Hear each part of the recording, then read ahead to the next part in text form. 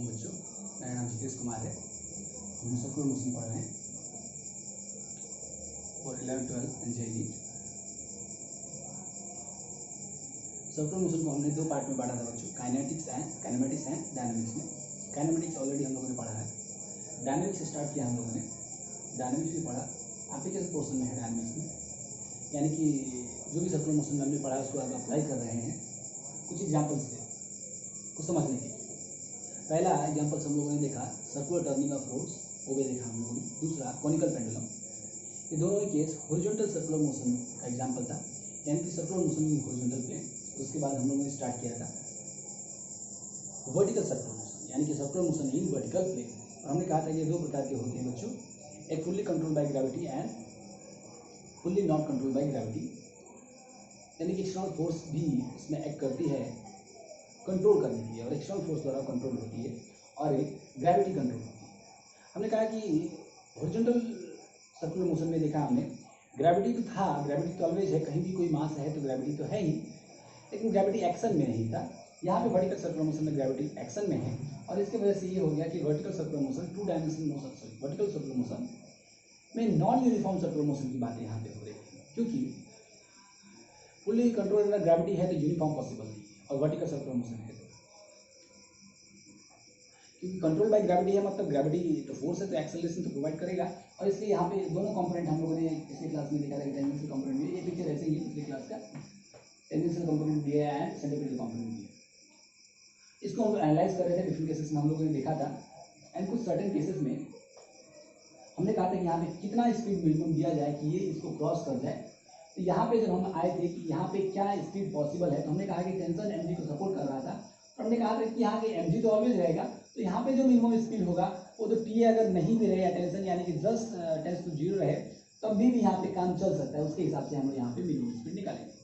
ठीक है, तो वही काम हम लोग करने जा रहे हैं बच्चों। तो पिछले क्लास में अपर मोस्ट पे जो मिनिमम स्पीड हम लोगों ने निकाला था वो आया था √rg, लेकिन हमारा सवाल था कि लोअर मोस्ट में निकालना है, तो यही मिनिमम स्पीड हम लोग लोअर मोस्ट में निकालना चाहते हैं। फिर मिड पॉइंट पे आएंगे बच्चों लोग। सो लोअर मोस्ट पॉइंट। अब जब देखिए बच्चों, स्पीड निकालना कोई बड़ी बात नहीं है, क्योंकि जब भी स्पीड निकाला है फोर्सेस आइडेंटिफाई करते हैं हम लोग, उसका एक कंपोनेंट निकालते हैं टुवर्ड्स द सेंटर रिजॉल्व करके, और टुवर्ड्स द सेंटर जो कंपोनेंट होता है उसको काइनेमेटिकल इक्वेशन से हम लोग इक्वेट करते हैं mv²/r, जो नेसेसरी सेंट्रीफ्यूगल फोर्स है, क्योंकि वही प्रोवाइड कर रहा है नेसेसरी सेंट्रीफ्यूगल फोर्स, और वहां से भी निकाले। तो मैं नीचे भी आता हूँ बच्चों, तो नीचे आप जानते हैं बच्चों दो फोर्स है, एक टेंशन है और एक mg है। तो टीसी नेट फोर्स होगा टीसी माइनस mg, क्योंकि आप जानते हैं टीसी को बड़ा होना पड़ेगा, ऑलरेडी हम लोगों ने इक्वेशन पिछले क्लास में लिखा है, टीसी बड़ा होगा तब टीसी माइनस mg एक नेट फोर्स होगा और direct towards centre. TC minus mg will be equal to m v c²/r। अब सवाल ये कि VHC that is lower most point हम लोग निकाल सकते हैं, लेकिन ये टीसी कहां से है सर? ऊपर कहां से आपने टी निकाला था बच्चों? ये का खास बात ये था, चूंकि ये मिनिमम स्पीड से यहाँ पे कितना से भेजा जाए, तो यहाँ पे टी चूंकि सपोर्ट कर रहा था, तो हमने कह दिया कि टी हो भी तो भी नहीं काम चलेगा, टी नहीं भी हो, मिनिमम के लिए टी नहीं होना चाहिए, मतलब इन द सेंस कि टेंस टू 0 होना चाहिए। तो 0 भी तो एक फाइनाइट वैल्यू है, तो हमने ले लिया था। लेकिन अगर यहाँ पे 0 ले लिया तो यहाँ पे कितना टेंशन होगा ये हमारे हाथ में नहीं है बच्चों, that depends on the situation, उसकी डेरिवेशन हम लोग करेंगे। तो यहाँ पे टेंशन का वैल्यू नहीं पता है बच्चों, टेंशन का वैल्यू नहीं पता, तो कैसे क्या करेंगे, है कि नहीं? टेंशन का वैल्यू नहीं पता है तो यहाँ पे कैसे हम लोग निकालेंगे? तो हम एक काम करेंगे बच्चों, यहाँ स्पीड तो पता है ना, स्पीड पता है, यहाँ के स्पीड और यहाँ के स्पीड में कुछ रिलेशन निकाल दे या टेंशन वगैरह में रिलेशन निकाल दे तो काम चल जाएगा, है कि नहीं? और यहाँ के स्पीड और यहाँ के स्पीड में रिलेशन में, दूसरे शब्दों में कहूँ, यहाँ की काइनेटिक एनर्जी और यहाँ की काइनेटिक एनर्जी में अगर हम रिलेशन निकाल दें तो मिल जाएगा। और डायरेक्ट काइनेटिक एनर्जी में तो रिलेशन नहीं मिलेगा बच्चों, लेकिन अगर यहाँ की एनर्जी और यहाँ की एनर्जी में अगर हम रिलेशन निकाल दें तो काइनेटिक एनर्जी में भी रिलेशन मिल जाएगा, क्योंकि एनर्जी में तो पोटेंशियल एनर्जी भी होगा, काइनेटिक एनर्जी भी होगा, और एनर्जी में रिलेशन निकालना बहुत आसान है। ऐसा क्यों बच्चों, जरा देखिए। तो इस इक्वेशन का कोई अभी यहाँ पे उपयोगिता नहीं दिख रहा है, जब उपयोगिता आएगी हम लोग लिखेंगे। पिछले क्लासेस में तो सारे इक्वेशन हम लोगों ने लिखा है। तो अगर यहाँ पे और यहाँ पे अगर हम लोग कंजर्वेशन ऑफ एनर्जी लगाते हैं बच्चों, लगा सकते हैं, और यस लगा सकते हैं बच्चों। क्यों? हमने कहा था सारे फोर्सेस अगर कंजर्वेटिव है तो एनर्जी कंजर्व होगा, तो जितने फोर्सेस एक्ट कर रहे हैं कंजर्वेटिव है। यहाँ पे एक ही है, ग्रेविटी है, ग्रेविटी द्वारा ही वर्क डन हो रहा है, तो टेंशन द्वारा क्यों वर्क डन हो रहा है बच्चों? टेंशन ईच मोमेंट पे जो टेंशन फोर्स है वो परपेंडिकुलर है बच्चों किसके, अपने एलिमेंट्री डिस्प्लेसमेंट के, कोई भी एलिमेंट्री। इसलिए आप नहीं कह सकते हैं बच्चों कि यहाँ पे टेंशन कोई वर्क डन कर रहा है, नेट वर्क डन नहीं हो रहा है टेंशन द्वारा।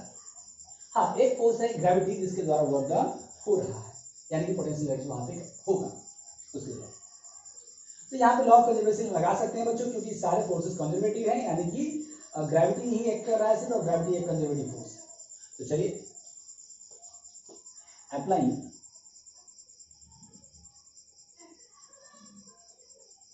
Law of conservation, applying law of conservation of total mechanical energy. आप जानते हैं बच्चों total mechanical energy eight points, कौन सा पॉइंट्स बच्चों? एक नोन पॉइंट्स ढूंढना है, और वो नोन पॉइंट्स यहाँ पे है ना, ए बी, इसमें निकाल लिया। तो एक पॉइंट तो नोन निकालना है बच्चों एट पॉइंट्स ए एंड, जिसपे आपको अननोन है, जिसको आप तलाश कर रहे हैं, मतलब कि आप जिसको जो डिजायर्ड है आपका, जैसे हम लोग लोअर मोस्ट पॉइंट की बात कर रहे हैं, तो सी पे अप्लाई करेंगे ए एंड सी। मतलब आप कह सकते हैं कि total mechanical energy at A will be equal to total mechanical energy at, ये टेक्निक है बच्चों। इनिशियल हमने कहां से किया था? अपर मोस्ट पॉइंट से, यही इनिशियल पॉइंट होगा इस केस में। और उसके बाद किसी भी केसेस में, किसी भी मोमेंट पे, किसी भी सिचुएशन, किसी भी पोजीशन पे आप निकाल सकते हैं, हर सवाल का जवाब दे सकते हैं by applying law of total mechanical energy, conservation of total mechanical energy. क्योंकि दो ही फोर्सेस एक्ट कर रहे हैं, टेंशन और टेंशन द्वारा जो नेट वर्क डन हो नहीं रहा है, एमजी है वर्क डन हो रहा है, और एमजी जो है यानी कि ग्रेविटी जो है वो कंजर्वेटिव है, force of gravity conservative nature है, और सारे फोर्सेस कंजर्वेटिव है। Law of conservation of total mechanical energy हम लोग लगा सकते हैं कि तो टोटल मैकेनिकल एनर्जी क्या होगा बच्चों? आप जानते हैं potential energy and plus kinetic energy. तो potential energy at A, kinetic energy at A will be equal to potential energy at C plus kinetic energy at C. आप जानते हैं बच्चों यहाँ पे शब्द आ गया है पोटेंशियल एनर्जी, और आप जानते हैं पोटेंशियल एनर्जी तो रिलेटिव टर्म है बच्चों, ठीक है नहीं, किसी रेफरेंस से डिफाइन करते हैं हम लोग। जब तक आपको याद होगा है कि नहीं, जब हम वर्क पावर एनर्जी पढ़ रहे थे डायनामिक्स में, डायनामिक्स आखिर में जो वर्क पावर एनर्जी नाम का चैप्टर हमने पढ़ा, तो हमने कहा था पोटेंशियल एनर्जी किस, kinetic energy is energy of a body due to its state of motion. Potential energy of a body due to its position, orientation and configuration, position, orientation and configuration, ठीक है। And इसका definition ये दिया था हमने mathematically, it is the work done by the external agent by bringing the particle from reference level to present level slowly. तो वहां पे शब्द आया था रेफरेंस लेवल। तो रेफरेंस लेवल किसको कहते थे? अगर हम किसी बॉडी का पोजीशन बोलते हैं कि मान लीजिए कि इस बॉडी का एक मोबाइल है, और मान लीजिए कि ये डब्बा है, और ये डब्बा हमने रखा है, मैं पूछ रहा हूँ इस डब्बा का पोजीशन कितना है, आप बोलेंगे सर 10 मीटर पे है। तो 10 मीटर कहाँ से? सर 10 मीटर इस टेबल से तो नहीं है, इस जमीन से भी नहीं है कि नहीं? उनसे मैं पूछूंगा तो वो बोलेंगे 2 मीटर। तो आप कहेंगे कि 10 मीटर गलत है और 2 मीटर सही है, ऐसा नहीं बच्चों। हो सकता है कि वो किसी गड्ढे के हाइट से माप रहे हैं, है कि, या सी लेवल से माप रहे हैं, हो सकता है कोई टेबल से माप रहा है, हो सकता है कोई जमीन से माप रहा है। तो depends on the reference position. तो सबसे पहले किसी के पोजीशन को बताने के लिए एक स्टैंडर्ड रेफरेंस पोजीशन तो आपको बताना पड़ता है, रेफरेंस लेवल। और इसलिए हमने जितनी बार भी पोटेंशियल एनर्जी कैलकुलेट किया, एक रेफरेंस लेवल कंसीडर किया, क्योंकि यहाँ पे भी पार्टिकल का पोटेंशियल एनर्जी तो आपको कैलकुलेट करना पड़ेगा, तभी तो आप कंजर्वेशन ऑफ एनर्जी, आप law of conservation of energy लगा सकते हैं। इसलिए हमें कंसीडर करना पड़ेगा लॉ ऑफ कंजर्वेशन एनर्जी। आप जिधर कहें उधर ले सकते हैं बच्चों, या हवा में ले सकते हैं, इधर ले सकते हैं, इधर ले सकते हैं, कहीं पे भी ले सकते हैं रेफरेंस लेवल, है ना। मैं अपने कन्वीनियंस के बारे में लोअर मोस्ट पॉइंट पे ही लॉ रेफरेंस लेवल ले रहा हूँ, ठीक है। तो इसी लोअर मोस्ट पॉइंट को मैं रेफरेंस लेवल ले लेता हूँ बच्चों, रेफरेंस लेवल। चलिए बच्चों, तो पोटेंशियल एनर्जी एट ए, तो पोटेंशियल एनर्जी किसकी वजह से बच्चों? ग्रेविटी की वजह से। तो ग्रेविटी की वजह से सिंपल केसेस में पोटेंशियल एनर्जी अगर हम लोग ले रहे बच्चों तो एम जी और एच, ये तो होगा ही। तो एच क्या बच्चों? Height of the particle from the reference level. अगर रेफरेंस लेवल हमने लोअर मोस्ट पॉइंट पोजीशन को ले लिया है तो इस अपर मोस्ट पोजीशन का हाइट कितना है बच्चों? डायमीटर के बराबर, दैट इज 2r। तो mg इनटू काइनेटिक एनर्जी की बात करें तो काइनेटिक एनर्जी तो होगा हाफ एम वी स्क्वायर, लेकिन v कौन सा बच्चों? a की बात कर रहे हैं तो v a स्क्वायर हो जाएगा इक्वल टू। यहां बात करते हैं पोटेंशियल एनर्जी बच्चों। रेफरेंस लेवल पे रेफरेंस लेवल पे पोटेंशियल एनर्जी जीरो होता है, क्योंकि जहां से कोई चीज मेजर ही करना शुरू करते हैं तो यही सब तो जीरो है ही, उसी को तो रेफरेंस लेवल बोल रहे हैं। तो यहाँ पे तो ऑलरेडी जीरो हो जाएगा बच्चों। तो potential energy at C will become zero. Remember, the potential energy depends on the situation of reference position. If you are taking reference position here, there must be some potential energy at C. If you are taking reference over here, there must be some potential energy at this point, because potential energy is zero only at reference level. इस बात को ध्यान रखना है sir. तो equation तो change हो जाएगा, equation will change but result will not change. आप यहाँ पे ले यहाँ पे ले, फाइनल जो इक्वेशन आएगा सिंप्लीफाई करने के बाद में सेम इक्वेशन आ जाएगा, है कि नहीं? इसमें ये कोई बड़ा बात नहीं। सी पे बात करते हैं तो हाफ एम और वी स्क्वायर, यही वी एट सी तो हमें निकालना ही है बच्चों, ए वी एट सी हमें निकालना ही है। तो जरा देखिए बच्चों, वी एट सी निकालना है तो मैं एक काम कर रहा हूँ बच्चों, M G two M G R हो जाएगा plus half M and V A का स्क्वायर की बात कर रहे हैं बच्चों। तो वी ए तो ऑलरेडी वी ए मिनिमम ही हमारे पास है, तो कितना है? आर जी का अंडर रूट आर जी का स्क्वायर कितना हो जाएगा? R G. अब चूंकि वी ए मिनिमम होगा तो एक बात साफ है, ये वी सी तो हमें निकालना ही है, तो वी सी भी मिनिमम ही की बात कर रहे हैं हम लोग, वी सी भी मिनिमम की ही बात हम लोग कर रहे हैं। अब जरा इसको सिंप्लीफाई करेंगे बच्चों हम लोग, तो देखिए बच्चों 2 mgr and half mgr 2.5 that is 5/2, so 5/2 mgr will be equal to half mvc minimum square. अब देखिए बच्चों यहाँ पर कैंसिल हो जाएगा, ये एम भी कैंसिल हो जाएगा, यहाँ पे क्या हो जाएगा बच्चों 5gr। अगर इस स्क्वायर को भी हटा दिया जाए तो वी सी मिनिमम कितना होगा बच्चों? Under root 5gr। यानी कि आप कह सकते हैं बच्चों कि इस लोअर मोस्ट पॉइंट पे 5gr जो radius R radius of track है, G acceleration due to gravity, अगर इतना स्पीड दे दिया जाए तो ये अपर मोस्ट पॉइंट को क्रॉस कर लेगा और अपर मोस्ट पॉइंट पे भी इसका स्पीड मिनिमम होगा जितना, यानी कि अंडर रूट आर जी होगा। इसी हिसाब से काइनेटिक एनर्जी आप दे सकते हैं, आप वी स्क्वायर जो भी मास ले उसके हिसाब से वी निकाल लिया आपने, so that is V C minimum equal to 5gr। तो मैं यहाँ पे लिख दे रहा हूँ बच्चों, क्योंकि दूसरा डेरिवेशन हम लोग करने वाले हैं, मिटाएंगे। तो वीसी यानी कि लोअर मोस्ट पॉइंट पे जो मिनिमम आया बच्चों वो आया under root 5rg।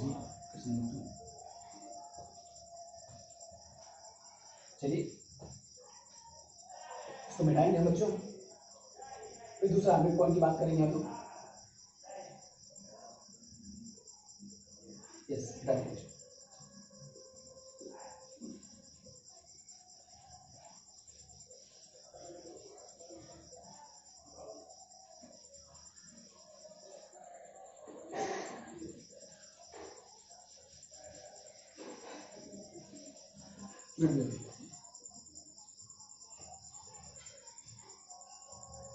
Mid position.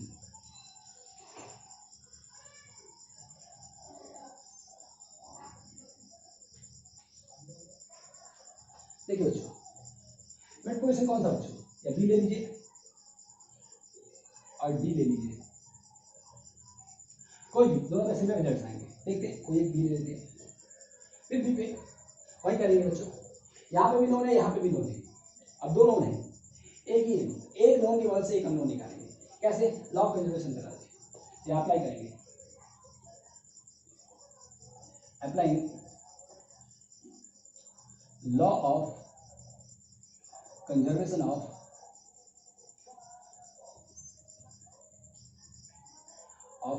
Total mechanical energy eight, कौन सा लेंगे बच्चों? हमें निकाला है बी पे, तो बी पे तो अप्लाई करना पड़ेगा। और कहाँ पे? कोई एक नोन पॉइंट ले लीजिए, ए और सी कुछ भी ले सकते हैं, हम ए ही ले लेते या ठीक है ए ही ले लेते हैं या सी ले लेते हैं, क्योंकि उसी पे ऑलरेडी हम लोगों ने रेफरेंस लेवल लिया है, इसलिए दूसरा कोई बात नहीं। आप कभी भी रेफरेंस लेवल यहाँ पे दूसरा रेफरेंस लेवल भी ले सकते हैं। चलिए बात करते हैं, देखिए बच्चों बी की बात करते हैं, यानी टोटल मैकेनिकल एनर्जी कंजर्व होगा, total mechanical energy at B will be equal to total mechanical energy at C, means the sum of potential energy at B and kinetic energy at B will be equal to the sum of potential energy at C and kinetic energy at C. potential energy at B की बात करें तो ठीक है वही होगा, potential तो energy सिर्फ ग्रेविटी की वजह से हो जाएगा mgh, और h का फ्रॉम रेफरेंस लेवल, तो इस रेफरेंस लेवल से इसका हाइट कितना है बच्चों? सो आर mgr के एट बी तो हमें निकालना है बच्चों, तो लिखेंगे half mvd square and will be equal to U at C, reference level में पोटेंशियल एनर्जी 0 ही होगा और काइनेटिक एनर्जी हो जाएगा बच्चों हाफ mvc स्क्वायर। vc तो हमारे पास नहीं है, तो vc क्या होगा? मिनिमम वाला होगा, तो ये भी बन जाएगा बच्चों मिनिमम। हम लोग इसे लिख सकते हैं mg plus half mvd minimum, ये भी मिनिमम ही लेंगे बच्चों क्योंकि हमारे पास वैल्यू यहाँ पे भी मिनिमम ही है, and half and vc minimum का वैल्यू हम लोग कितना ले लेंगे बच्चों? √5g स्क्वायर करेंगे तो कितना आ जाएगा बच्चों? So into 5gr। जरा देखिए बच्चों एक काम करते हैं, हाँ 5gr, यहां से हमें निकालना है ये हाफ mv स्क्वायर, v हो जाएगा √rg, यहाँ पे छूट गया है चीज बच्चों, mgr है, पोटेंशियल एनर्जी की बात हम लोग कर रहे हैं, तो उधर अगर हम लोग इसको फेंक दें तो ये क्या बच जाएगा? Half mvd minimum whole square will be equal to, देखिए ये 5/2 mgr हो जाएगा और ये mgr माइनस हो जाएगा, 5/2 माइनस 1 कितना हो जाएगा? तो 3/2 mgr हो जाएगा, 3/2 mgr हो जाएगा। तो यहाँ से आप कहेंगे बच्चों ये हाफ कैंसिल हो जाएगा, m कैंसिल हो जाएगा। अगर आप वी मिनिमम की बात यहाँ पे करते हैं बच्चों, वी मिनिमम की बात करते हैं बच्चों, तो ये भी हो जाएगा √3gr, यानी कि इस केस में आप करेंगे तो वी मिनिमम, और सिमिलर रिजल्ट आएगा बच्चों डी के केस में, तो V minimum will be equal to √3gr। इसी तरीके से बच्चों जहां पे भी कहे आप निकाल सकते हैं by applying law of conservation of energy. अगर एक कोई नोन हो, एक तो नोन होना ही पड़ेगा, कैसे होगा? तो हमने देखा बच्चों वर्टिकल सर्कुलर मोशन में कि अपर मोस्ट पॉइंट पे हमने टेंशन का वैल्यू मिनिमम ले लिया था 0, लेकिन तब ये कंडीशन आया था सर तीनों मिनिमम क्यों कहा? आप एक √rg, एक √3rg, √5rg, फिर तीनों मिनिमम की कैसे बात है? मिनिमम इन द सेंस की कहा हमने कि यहाँ पे टेंशन ऑलरेडी टेंशन का वैल्यू मिनिमम लिया है, तो सारी वैल्यू मिनिमम ही होंगी। सर इसका मतलब सभी का वैल्यू इससे ज्यादा भी हो सकता है क्या? यस, इससे ज्यादा हो सकता है। बच्चों जरा सोचिए कि अगर यहाँ पे टेंशन का वैल्यू 0 नहीं होता तो आपको याद रखना है जब यहाँ पे टेंशन का वैल्यू 0 नहीं होगा तो ये इक्वेशन का इस्तेमाल नहीं कर सकते हैं, या यहाँ पे इक्वेशन दे रहा है और ऐसे इक्वेशन दे रहा है कि √5gr के वैल्यू से मैच नहीं कर रहा है, तो भी ये इक्वेशन हम लोग मैच नहीं इस्तेमाल कर सकते। सर उस केस में क्या करेंगे? इनिशियल वही है, एक कोई नॉन डेटा रहेगा, आपको देगा a particle is moving in vertical circular plane एक सर्टेन स्टैंड या lower most position, upper most position या मिड पोजीशन पे या एक किसी सर्टेन पॉइंट पे जो एंगल सप्रेंट करेगा, एंगल पे समथिंग वो देगा, एक certain stand and certain position, there is speed of something, है कि कोई स्पीड रहेगा, है कि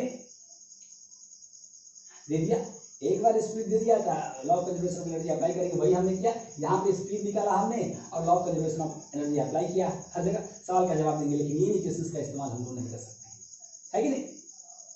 इन इक्वेशंस का इस्तेमाल तभी जब आप इस बात को से वेरीफाई कर ले, इस बात को वेरीफाई कर ले कि मैक्सिमम पोजीशन पे टेंशन का वैल्यू 0 था, तभी इसका हम लोग इस्तेमाल कर सकते हैं, ठीक है।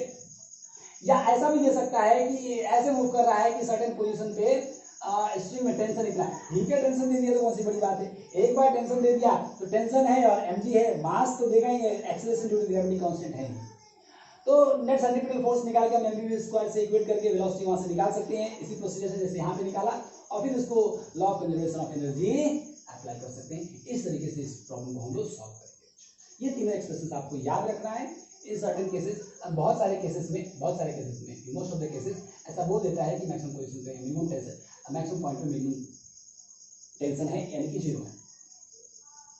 चलिए यहाँ तक तो हो गया प्रॉब्लम कैसा करेंगे। अब कुछ एनालिसिस और थोड़ा सा कर लें। कुछ जरा देखिए तो यहाँ पे एक बात है, जब पार्टिकल अपर पोजीशन पे था तो मिनिमम स्पीड कितना था, √rg। मिड पोजीशन पे है तो पार्टिकल का स्पीड कितना है, √3rg। लोअर मोस्ट पे है तो √5rg।